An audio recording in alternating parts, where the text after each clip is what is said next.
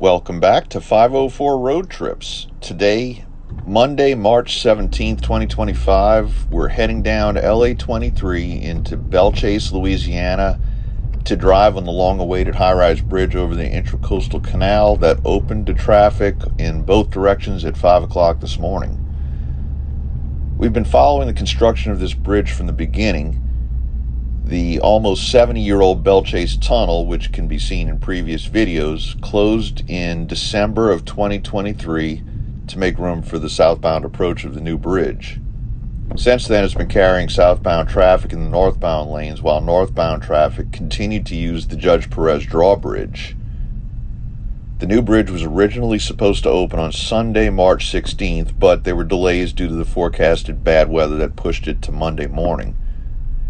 The original completion date of the bridge was projected to be nearly a year ago, but the bridge approaches began to sink in the soft soil and had to be completely re-engineered, resulting in a fine of $10,000 per day to the contractor, costing them $1.6 million.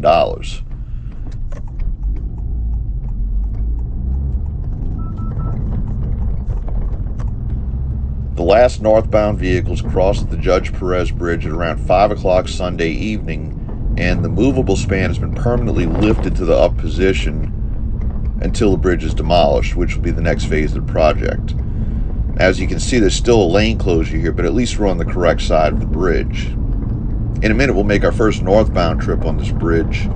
Note that when I say northbound and southbound, that's the bannered direction of the highway as it runs from Gretna at its north end to the mouth of the Mississippi River at its south end. We're actually heading southeast right now.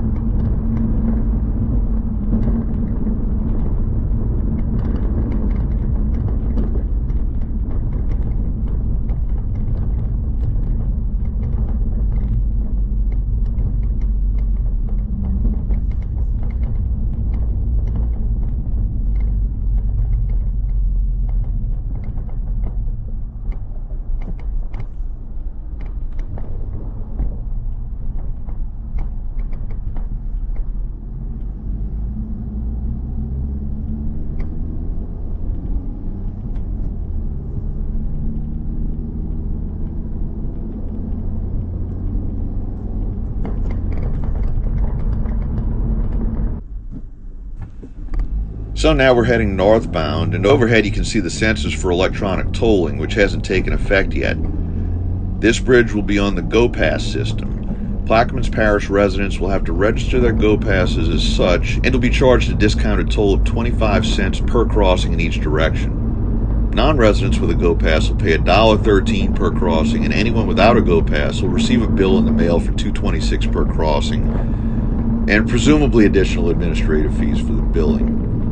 This is a small increase for non-residents from the toll rates that were announced by the DOTD in February of 2024. This may seem like a small price to pay to avoid having to wait for the old drawbridge to open and close multiple times a day, but there were protests and even picketers at various times throughout the construction process. The new bridge's 73-foot vertical clearance will allow any kind of marine traffic on the Gulf Intracoastal Waterway to pass underneath unimpeded.